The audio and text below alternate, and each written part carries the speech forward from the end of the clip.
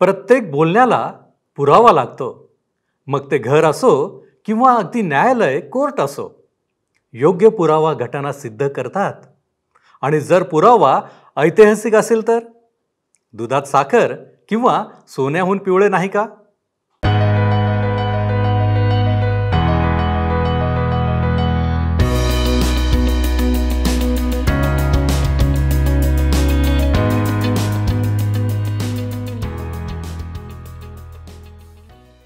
उपस्थित सर्व बंधू आणि भगिनींनो, उपासना कार्यक्रमामध्ये आपले हार्दिक स्वागत.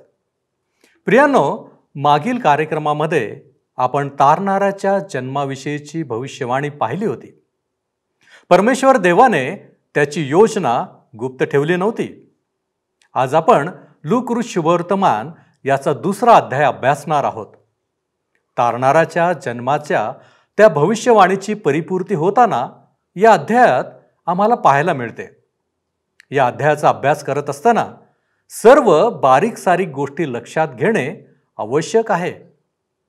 परमेश्वराने कशा रीतीने कोणाकोणाचा या योजनेसाठी उपयोग केला, तसेच त्यांचीच का निवड केली, हे पाहणे देखील विलक्षण ठरेल. माझी खात्री आहे आपण वही आणि पेन घेऊन सिद्ध झाला असाल. तर मग चला प्रियांनो, आपण आपल्या अध्ययनाची सुरुवात करूया. श्रोत्यानो, जर आपणाजवळ नवीन करार आहे तर लूका शुभवर्तमान ह्याचा दुसरा अध्याय अवश्य उघडा. लूका शुभवर्तमान आज आम्ही पाहणार आहोत. पहिली 2 वचने सांगतात. लूका शुभवर्तमान दुसरा अध्याय पहिली 2 वचने. त्या दिवसात असे झाले की सर्व जगाची नावनिशी लिहिली जावी अशी कैसर ऑगस्ट ह्याची आज्ञा झाली. क्विरिनिय हा सूर्याचा सुभेदार असताना ही पहिली नावनिशी झाली. आम्ही मागच्या कार्यक्रमात परिचय करून घेतला होता दुसऱ्या अध्यायाचा, आणि आम्ही पाहिलं होतं श्रोत्यानो, ऑगस्ट हे काही त्याचे नाव नव्हते, पण ऑगस्ट ही त्याला दिल्यात आलेली पदवी होती. आणि कशाप्रकारे हा स्वतःचा स्वार्थ पूर्ण करण्याकरिता हा पापलेला राजा होता हे आपण पाहिले. तो स्वतःला दैवत्वास चढविण्याचा प्रयत्न करीत होता आणि त्याची इच्छा होती की सर्व लोकांनी त्याची भक्ती करावी, त्याची उपासना करावी. कैसर ऑगस्टचे नाव डॉक्टर लूकने ह्या ठिकाणी नोंदले ही काही दुर्घटनावश घडलेली घटना नाही. त्याने सर्व जगाची नावनिशी व्हावी असे फरमान काढले. त्याला त्याच्या विशाल साम्राज्यासाठी सेनेची आवश्यकता होती आणि त्यासाठी पैसा हवा होता. तसे श्रोत्यानो, तो स्वतः ऐशो आरामात राहू इच्छित होता. लूकाने दिलेला ऐतिहासिक पुरावा पहा की ही नावनिशी जेव्हा क्विरिनिय हा सूर्याचा सुभेदार होता तेव्हा करण्यात आली होती. 3-7 वचने. तेव्हा सर्व लोक आपापल्या गावी नावनिशी लिहून द्यावयास केले. योसेफ हा दाविदाच्या घराण्यातला व कुळातला असल्यामुळे तोही गालिलातील नासरेत गावाहून वर यहुदियातील दाविदाच्या बेथलेम गावी गेला व नावनिशी लिहून देण्यासाठी त्याला वाग्दत्त झालेली मरिया गरोदर असताना तिलाही त्याने बरोबर नेले. तेथे ते असताना असे झाले की तिचे दिवस पूर्ण भरले आणि तिला तिचा प्रथम पुत्र झाला. त्याला तिने बाळंत्याने गुंडाळून गव्हाणीत ठेवले, कारण त्यांना उतार शाळेत जागा नव्हती. योसेफाने असे केले कारण तो दाविदाच्या वंशाचा होता. आता श्रोत्यानो, प्रश्न हा उठतो की मरियेला बेथलेमला का जावे लागले? कारण श्रोत्यानो, ती सुद्धा दाविदाच्या वंशातून होती.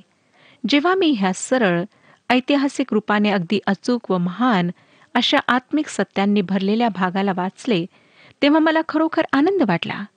कैसर ऑगस्टने स्वतःला ईश्वर बनवण्याचा प्रयत्न केला. त्याची लोकांनी भक्ती करावी अशी त्याची इच्छा होती, परंतु कोणीच त्याला तसा आदर दिला नाही. परंतु एक स्त्री जी गर्भवती होती ती स्वतःच्या उदरात देवाच्या पुत्राला घेऊन बेथलेमकडे त्यावेळी वाटचाल करीत होती, ज्याची आज जगातील अनेक लोक भक्ती करतात, ज्याच्यावर आज अनेक लोकांचा विश्वास आहे. कैसर ऑगस्ट देवाच्या हातातले मिकाच्या पुस्तकातील 5व्या अध्यायाच्या 2ऱ्या वचनामध्ये लिहिलेल्या भविष्यवाणीची पूर्ती होण्याकरिता वापरण्यात आलेले एक हत्यार होता. मिकाचे पुस्तक 5वा अध्याय आणि 2रं वचन सांगतं, हे बेथलेम एफ्राता, यहुदाच्या हजारांमध्ये तुझी गणना अल्प आहे, तरी तुझमधून एक जण निघेल तो माझ्यासाठी इस्रायलाचा शास्ता होईल. त्याचा उद्भव प्राचीन काळापासून अनादी काळापासून आहे. श्रोत्यानो, जे काही त्यावेळी घडले ते सर्व परमेश्वराने योजिले होते. डॉक्टर लूक ह्या भागात अगदी लहान सहान गोष्टींना मांडत आहे. तो लिहितो की तिने त्याला बाळंत्याने गुंडाळून गव्हाणीत ठेवले.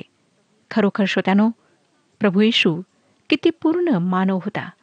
तो परमेश्वर मानवी देहात ह्या पृथ्वीवर आला होता. 8वं वचन पहा काय सांगतं. त्याच परिसरात मेंढपाळ रानात राहून रात्रीच्या वेळी आपले कळप राखीत होते. अनेक लोक प्रश्न विचारतात की येशू ख्रिस्त केव्हा जन्मला. भयंकर हिवाळ्याच्या थंडीत नाही, कारण श्रोत्यानो, थंडीच्या दिवसांमध्ये मेंढपाळ आपल्या मेंढरांना घेऊन रानात राहिले नसते. परंतु त्याच्या जन्माची तिथी अप्रासंगिक आहे. ज्या प्रकारे कोणत्या दिवशी त्याला वधस्तंभावर खिळले तो दिवस माहीत नाही. पवित्र शास्त्रात तो केव्हा जन्मला हे आम्हाला सांगण्यात आले नाही. महत्त्वाची गोष्ट ही आहे श्रोत्यानो, की तो आमच्यासाठी जन्मला. केव्हा वधस्तंभावर खिळला गेला हे सुद्धा माहीत नाही, परंतु हे नक्की की तो वधस्तंभावर तुमच्या आणि माझ्याकरिता खिळला गेला. महत्त्वाची गोष्ट ही की तो आमच्या पापांकरिता मेला. आता 9 ते 11 वचने पहा. तेव्हा प्रभूचा दूत त्यांच्याजवळ उभा राहिला. प्रभूचे तेज त्यांच्या भोवती प्रकाशले आणि त्यांना मोठी भीती वाटली.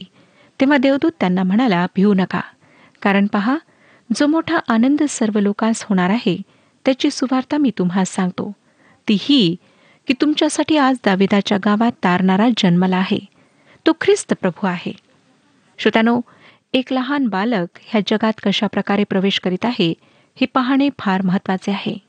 ज्या प्रकारे प्रभू येशू दुसऱ्यांदा गौरवात आणि सामर्थ्यात ह्या जगात येणार आहे, तशाच प्रकारे तो आता सुद्धा येऊ शकला असता.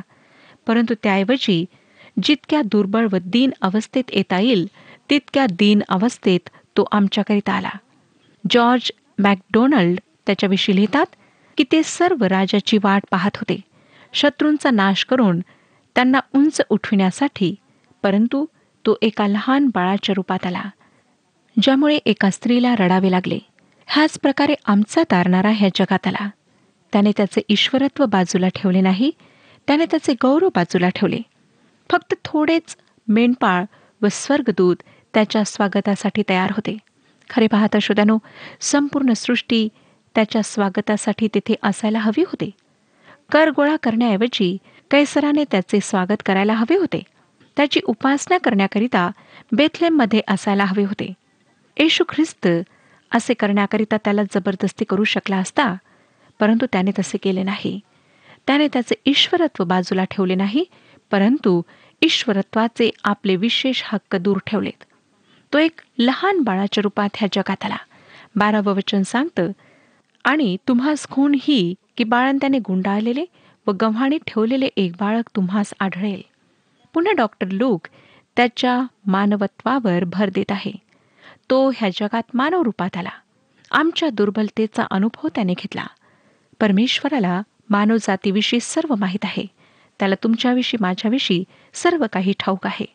श्रोत्यानो, तो आमच्या भावना समजू शकतो, कारण तो ह्या जगात मानव रूपात आला.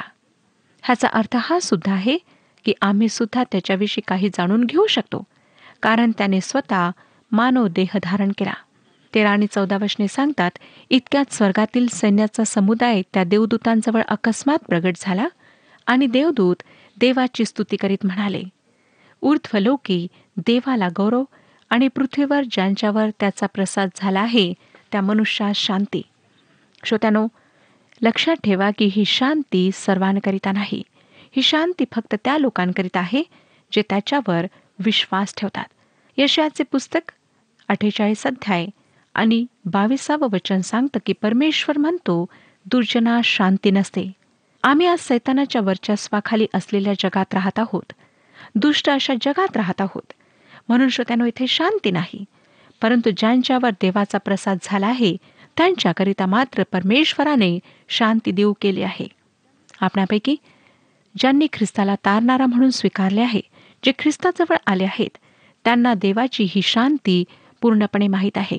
रोमकरासपत्र 5 अध्याय आणि 1 वचनात सांगितलेलं आहे, म्हणून आपण विश्वासाने नीतिमान ठरविलेले आहो म्हणून आपणाला आपल्या प्रभू येशू ख्रिस्ताच्या द्वारे देवाबरोबर शांती आहे. जेव्हा ख्रिस्त पहिल्यांदा आला तेव्हा ह्याच प्रकारची शांती तो घेऊन आला. त्याच्या दुसऱ्या आगमन समयी तो शांतीचा राजकुमार म्हणून येईल. त्यावेळी तो सर्व अधार्मिकता व बंड मिटवणार आहे व ह्या पृथ्वीवर शांती स्थापित करणार आहे. परंतु जोपर्यंत तो पुन्हा येत नाही तोपर्यंत ह्या पृथ्वीवर शांती स्थापित होऊ शकत नाही.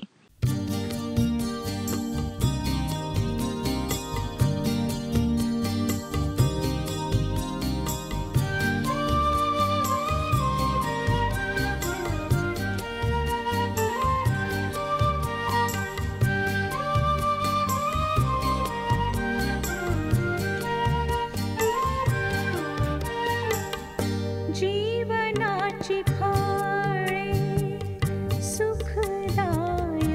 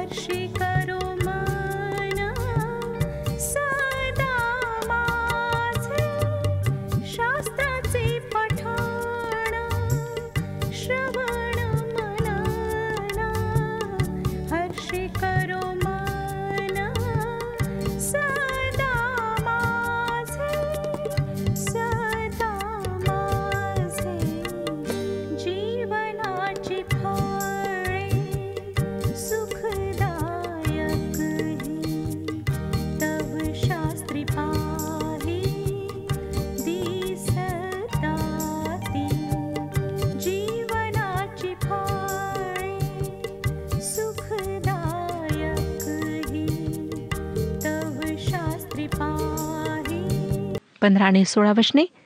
मग असे झाले की देवदूत त्यांच्यापासून स्वर्गास गेले. तेव्हा मेंढपाळ एकमेकास म्हणू लागले, चला आपण बेथलेमापर्यंत जाऊ व झालेली ही जी गोष्ट प्रभूने आपल्याला कळविली आहे ती पाहू.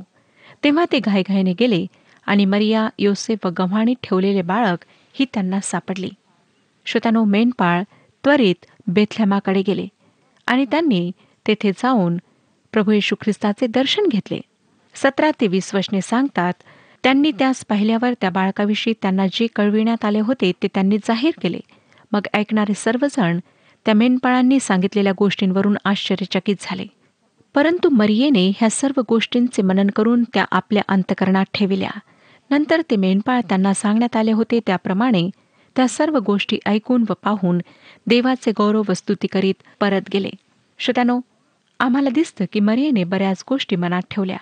धोक्यामुळे योसेफ व मरिया बाळाला घेऊन इजिप्तला गेले व नंतर नासरेत ह्या ठिकाणी परतले.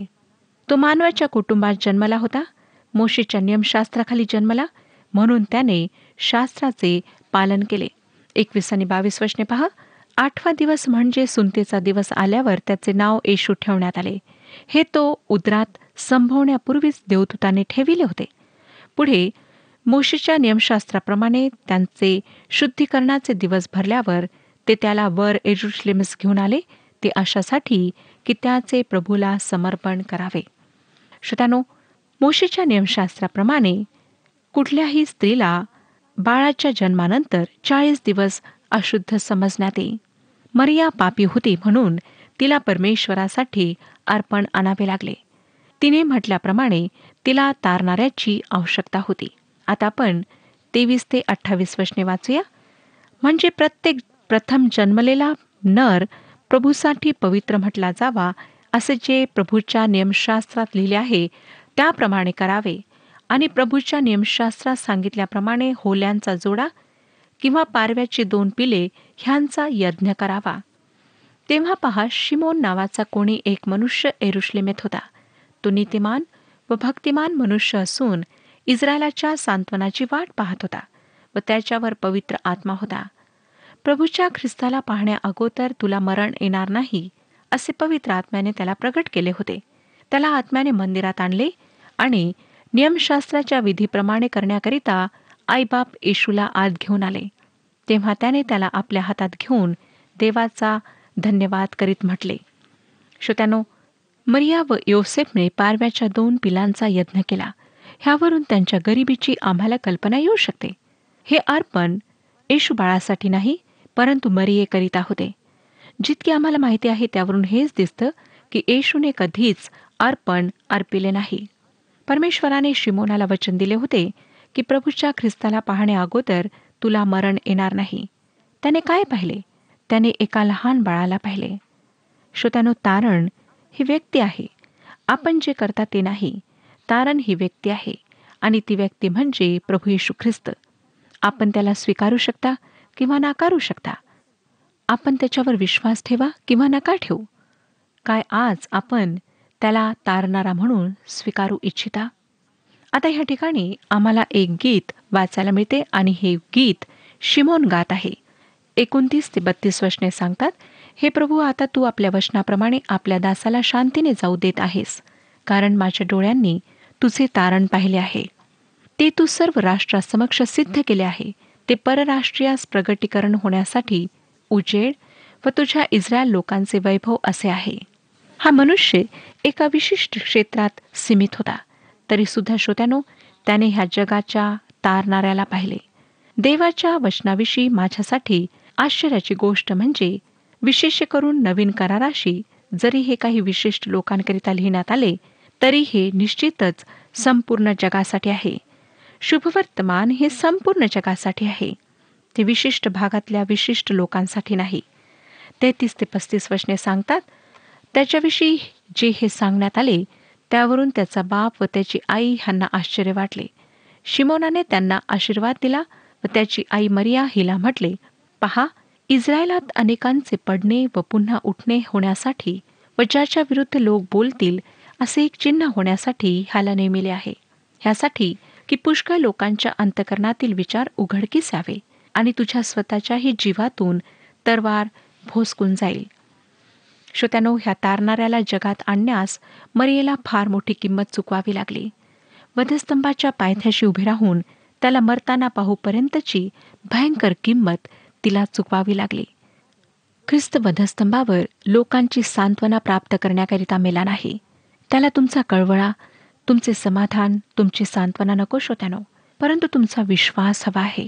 ह्याच शुभवर्तमानात आम्हाला नंतर आढळेल की जेव्हा येशू वधस्तंभाकडे वाटचाल करीत होता, तेव्हा त्याला पाहून वाटेत काही स्त्रिया रडू लागल्या. तेव्हा त्याने त्यांच्याकडे वळून म्हटले, अहो यरूशलेमेच्या कन्यांनो, माझ्यासाठी रडू नका, तर स्वतःसाठी व आपल्या मुलाबाळांसाठी रडा. जर आपल्या डोळ्यात ख्रिस्तासाठी अश्रू येत आहेत, तर त्यांना थांबवा श्रोत्यानो. त्यांना स्वतःसाठी व स्वतःच्या कुटुंबासाठी राखून ठेवा. त्याच्यासाठी रडू नका, कारण त्याला तुमच्या अश्रूंची, तुमच्या समाधानाची गरज नाही. येशू ख्रिस्ताला तुमच्या विश्वासाची गरज आहे. तरीसुद्धा जेव्हा मरिया वधस्तंभाच्या पायथ्याशी उभी राहून येशूला मरताना पाहत होती, तेव्हा तिचे हृदय तुटलेले होते. अर्थातच तिच्या त्या यातनांचा आमच्या तारणाशी काही संबंध नव्हता. तिचे दुःख, यातना मानवी नात्यामुळे होत्या. ती त्याची मानवी माता होती. तिने त्याला जन्म दिला होता, त्याचे लालन पालन केले होते. तो तिचा पुत्र होता. जेव्हा आमच्या प्रभूने खाली पाहिले, तेव्हा त्याने योहान शुभवर्तमान 19 अध्याय आणि 26 वचनात म्हटले, बाई, हा पहा तुझा पुत्र. त्याची आई होण्याच्या नात्याने ती ते दुःख सहन करीत होती व त्यावेळी शिमोनाची भविष्यद्वाणी पूर्ण झाली. तिच्या जीवातून तरवार भोसकून जाईल हे त्याने म्हटले होते, त्याप्रमाणे ते घडले. आता आम्हाला हन्नाच्या बाबतीत मंदिरात घडलेली घटना वाचायला मिळते. 36 ते 38 वचने सांगतात, हन्ना नावाची एक संदेष्ट्री होती. ती आशेराच्या वंशातील फनोएलाची मुलगी होती. ती फार वयोवृद्ध झाली होती व कौमार्य काल संपल्यापासून ती नवऱ्याजवळ 7 वर्षे राहिली होती. आता ती 84 वर्षाची विधवा असून मंदिर सोडून न जाता उपास व प्रार्थना करून रात्रंदिवस सेवा करीत असे. तिने त्याच वेळी जवळ येऊन देवाचे आभार मानिले आणि जे यरूशलेमेच्या मुक्ततेची वाट पाहत होते त्या सर्वांस ती त्याच्याविषयी सांगू लागली. श्रोत्यानो, हन्ना शिमोनाप्रमाणे देवाच्या फार निकट राहणारी होती व देवाने त्याच्या पुत्राला, तिच्या मसीहाला ओळखण्याचे अंतर्ज्ञान तिला पुरवले होते. तिने देवाचे आभार मानले. जरी श्रोत्यानो ह्या ठिकाणी तिचे गीत नोंदण्यात आले नाही, तरी ते गीत स्तुतिगीत होते. ह्या ठिकाणी मी हे म्हटल्या वाचून राहू शकत नाही की जे लोक म्हणतात की इस्रायलचे 10 वंश हरवलेत, म्हणजे जे 10 वंश ख्रिस्तपूर्व 8व्या शतकात अशुरीच्या बंदिवासात गेले, ते आपल्या इस्रायल भूमीत न परतता उत्तरेकडे गेले. जर आपण बंदिवासातून ते लोक देशात परतूपर्यंतचा वृत्तांत पाहाल, तर आपणाला हे सर्व वंश सापडतील. येथे हन्ना आशेराच्या वंशातली होती असे सांगण्यात आले आहे. हन्ना हरवली नाही. मत्ते शुभवर्तमानात जो वृत्तांत आहे तो सांगतो की प्रभू येशू इजिप्तमध्ये गेला. लूक मात्र ह्या वृत्तांताला पूर्णपणे वगळत आहे. पुन्हा हे स्मरणात ठेवणे चांगले होईल की प्रत्येक शुभवर्तमानाच्या लिहिण्याचा उद्देश वेगवेगळा आहे. मत्ते प्रभू येशू ख्रिस्ताला राजाच्या रूपात सादर करतो. लूक त्याला मात्र परिपूर्ण मानव म्हणून सादर करतो. आता आपण 39 ते 40 वचने वाचूया. नंतर प्रभूच्या नियमशास्त्राप्रमाणे सर्व काही पुरे केल्यावर ते गालिलात आपले गाव नासरेत येथे परत गेले. तो बाळक वाढत वाढत बलवान होत गेला व ज्ञानाने पूर्ण होत गेला आणि त्याच्यावर देवाची कृपा होती. श्रोत्यानो, ह्या ठिकाणी आम्हाला दिसतं की कशा प्रकारे प्रभू येशू शारीरिक, आत्मिक व बौद्धिक रूपाने वाढत गेला. आता आपण 41 ते 52 वचने वाचूया. त्याचे आईबाप दरवर्षी वल्हांडण सणास यरूशलेमेत जात असत आणि तो 12 वर्षाचा झाला तेव्हा ते त्या सणातील रिवाजाप्रमाणे तेथे गेले. मग सणाचे दिवस संपल्यावर ते परत जाण्यास निघाले. तेव्हा तो मुलगा येशू यरूशलेमेत मागे राहिला. हे त्याच्या आईबापांना कळले नाही. तो वाटेच्या सोबतात असेल असे समजून ते 1 दिवसाची वाट चालून गेले. नंतर नातलग व ओळखीचे ह्यांच्यामध्ये त्यांनी त्याचा शोध केला, परंतु तो त्यांना सापडला नाही. म्हणून ते त्याचा शोध करीत करीत यरूशलेमेस परत गेले. मग असे झाले की 3 दिवसानंतर तो त्यांना मंदिरात गुरुजनांमध्ये बसून त्यांचे भाषण ऐकताना व त्यास प्रश्न करताना सापडला. त्याचे बोलणे जे ऐकत होते ते सर्व त्याच्या बुद्धीवरून व उत्तरावरून थक्क झाले. त्याला तेथे पाहून त्यांना आश्चर्य वाटले आणि त्याची आई त्याला म्हणाली, बाळा, तू आमच्याबरोबर असा का वागलास?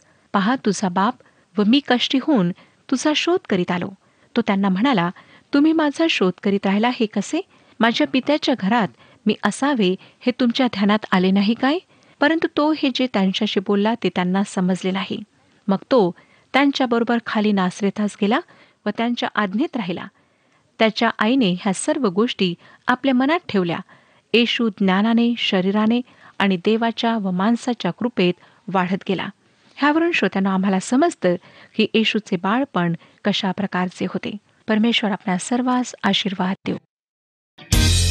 हा कार्यक्रम आपणास आवडला काय? आता आम्हाला एक मिस कॉल करा आणि आपण पुढील विजेता होऊ शकता.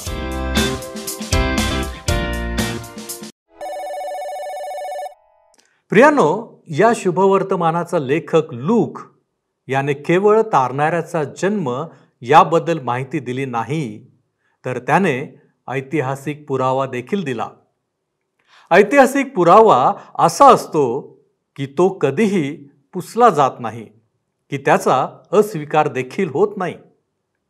या घटनेमधील प्रत्येकाने आपापली जबाबदारी अप्रतिमरित्या पार पाडली. मग ते देवदूत असो किंवा अगदी रानातील मेंढपाळ असोत. परंतु प्रश्न असा आहे की तारणाऱ्या येशूचा जन्म या घटनेकडे आम्ही कसे पाहतो? काय आम्ही देवाच्या या योजनेला स्वीकारले आहे? काय आमच्या जीवनात तारणाऱ्याचा अनुभव घेण्यासाठी आमची तयारी आहे? तो कोणासाठी जन्मला आणि कोणाच्या पापासाठी जन्मला? या प्रश्नांची उत्तरे आमच्याकडे आहेत काय? आपण प्रार्थना करू. सर्व समर्थ आमच्यावरती दया आणि कृपा करणाऱ्या आमच्या महान प्रेमळ परमेश्वरा, तुझं वचन आज आम्ही आठवतो. योहान 3:16 मध्ये तू असं म्हटलेलं आहेस की देवाने जगावर एवढी प्रीती केली की त्याने आपला एकुलता एक पुत्र दिला. होय प्रभूजी, आजच्या वचनांच्या द्वारे प्रभूजी आम्हाला या गोष्टी समजून आलेल्या आहेत. प्रभूजी, मोठी योजना तू आमच्यासाठी केलीस, यासाठी की प्रभूजी आम्ही पापामध्ये अडकून पडू नये, पापामध्ये आमचा नाश होऊ नये. आणि म्हणूनच प्रभू परमेश्वर ते बाप्पा, येशूच्या द्वारे त्या योजनेला परिपूर्णता देण्यासाठी की आम्ही सदा सर्व काळासाठी तुझ्या बरोबर, तुझ्या समवेत आम्ही असावं. होय प्रभूजी, ही तुझी एकमात्र इच्छा, ती परिपूर्ण करण्यासाठी आज तू आमच्याशी बोललेला आहेस. आम्ही तुझ्या आभारी आहोत. या सर्व गोष्टी आमच्या हृदयामध्ये, आमच्या अंतःकरणामध्ये खोलवर रुजू दे. आणि प्रभूजी, आम्ही योग्य आचरण करणारे तुझी आवडती लेकरं बनावी, म्हणून आम्ही स्वतःला तुझ्या हाती सोपवितो. येशू ख्रिस्त आमचा उद्धारक याच्या द्वारे मागतो, म्हणून तू ऐक. आमेन.